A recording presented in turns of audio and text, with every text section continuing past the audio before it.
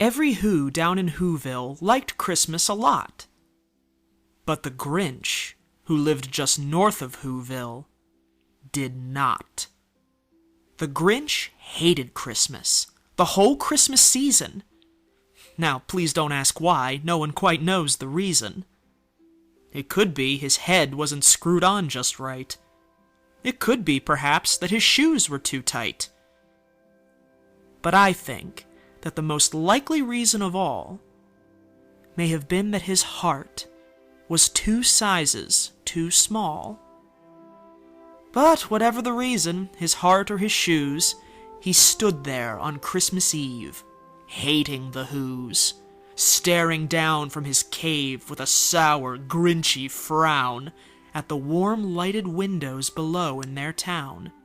For he knew every Who down in Whoville beneath was busy now, hanging a mistletoe wreath. "And they're hanging their stockings," he snarled with a sneer. "Tomorrow is Christmas. It's practically here." Then he growled with his Grinch fingers nervously drumming. "I must find a way to stop Christmas from coming." For tomorrow, he knew, all the Who girls and boys would wake bright and early, and they'd rush for their toys. And then, oh, the noise. Oh, the noise, noise, noise, noise. That's one thing he hated. Oh, the noise, noise, noise, noise. Then the Whos, young and old, would sit down to a feast. And they'd feast, and they'd feast, and they'd feast, feast, feast, feast. They would feast on Who pudding and rare Who roast beast, which was something the Grinch couldn't stand in the least. And then they would do something he liked least of all. Every Who down in Whoville, the tall and the small, would stand close together, with Christmas bells ringing. They'd stand hand in hand, and the Whos would start singing. They'd sing, and they'd sing, and they'd sing, sing, sing, sing. And the more the Grinch thought of this Who Christmas sing, the more the Grinch thought, "I must stop this whole thing. Why, for 53 years I've put up with it now. I must stop this Christmas from coming." But how? Then he got an idea. An awful idea. The Grinch got a wonderful, awful idea. "I know just what to do," the Grinch laughed in his throat, and he made a quick Santa Claus hat and a coat, and he chuckled and clucked, "What a great Grinchy trick! With this coat and this hat, I look just like Saint Nick. All I need is a reindeer." The Grinch looked around, but since reindeer are scarce, there was none to be found. Did that stop the old Grinch? No. The Grinch simply said, "If I can't find a reindeer, I'll make one instead." So he called his dog Max, then he took some red thread, and he tied a big horn on the top of his head. Then he loaded some bags and some old empty sacks on a ramshackle sleigh, and he hitched up old Max. Then the Grinch said, "Get up!" and the sleigh started down toward the homes where the Whos lay a snooze in their town. All their windows were dark. Quiet snow filled the air. All the Whos were all dreaming sweet dreams without care. When he came to the first little house on the square. "This is stop number 1, the old Grinchy Claus hissed, and he climbed to the roof, empty bags in his fist. Then he slid down the chimney, a rather tight pinch, but if Santa could do it, then so could the Grinch. He got stuck, only once, for a moment or two.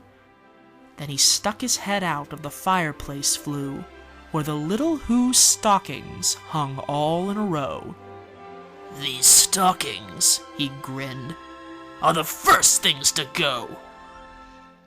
Then he slithered and slunk, with a smile most unpleasant, around the whole room, and he took every present.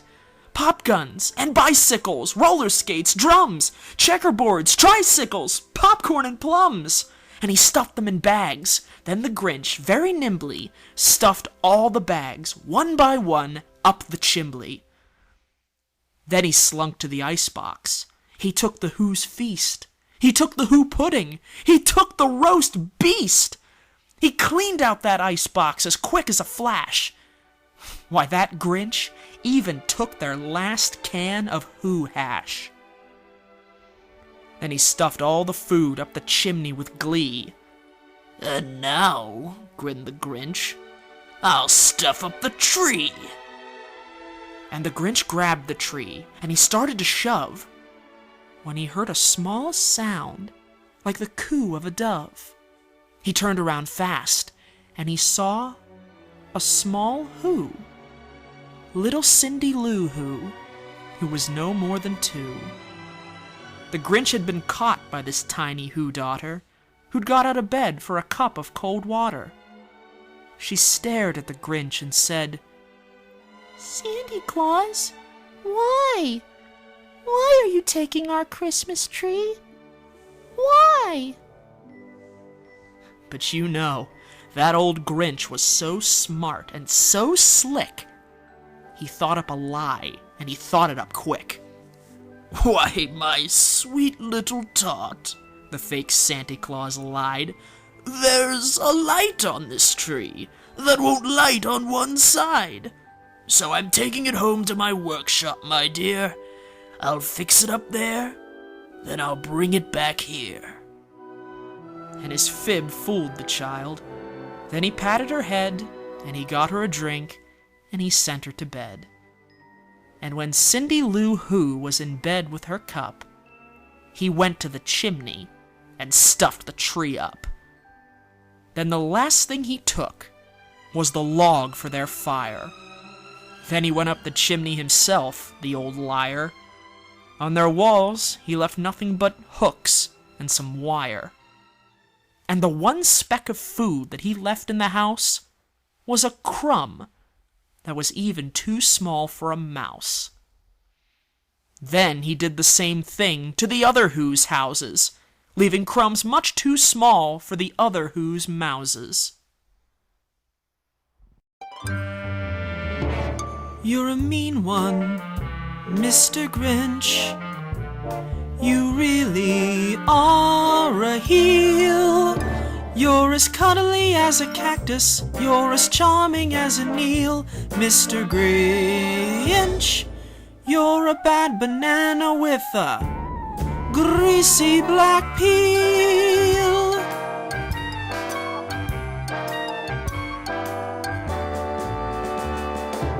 "You're a monster, Mr. Grinch. Your heart's an empty hole. Your brain is full of spiders. You've got garlic in your soul, Mr. Grinch. I wouldn't touch you with a 39.5-foot pole. You're a vile one, Mr. Grinch. You have termites in your smile. You have all the tender sweetness of a seasick crocodile, Mr. Grinch. Given the choice between the two of you, I'd take the, seasick crocodile."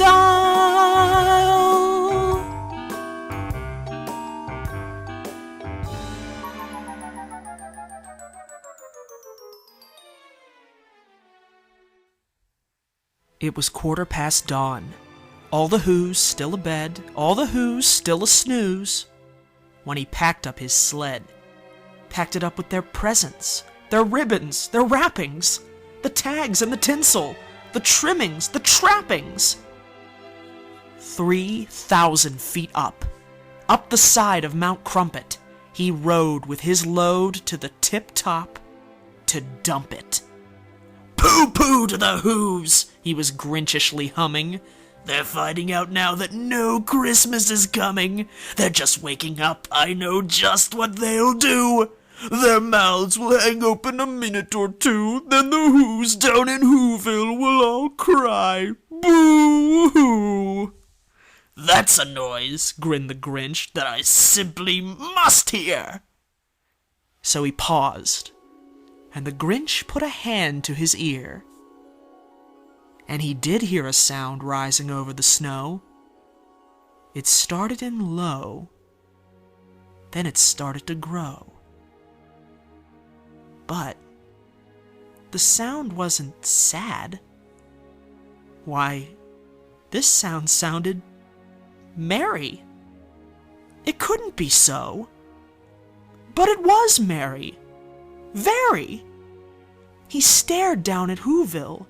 The Grinch popped his eyes. Then he shook. What he saw was a shocking surprise. All the Who's down in Whoville, the tall and the small, were singing without any presents at all. He hadn't stopped Christmas from coming. It came. Somehow or other, it came just the same. And the Grinch, with his Grinch feet ice cold in the snow, stood puzzling and puzzling. How could it be so? It came without ribbons. It came without tags. It came without packages, boxes, or bags. And he puzzled 3 hours, till his puzzler was sore. Then the Grinch thought of something he hadn't before. Maybe Christmas, he thought, doesn't come from a store. Maybe Christmas, perhaps, means a little bit more. And what happened then? Well, in Whoville they say that the Grinch's small heart grew 3 sizes that day. And the minute his heart didn't feel quite so tight, he whizzed with his load through the bright morning light, and he brought back the toys and the food for the feast. And he himself, the Grinch, carved the roast beast. Merry Christmas, everyone.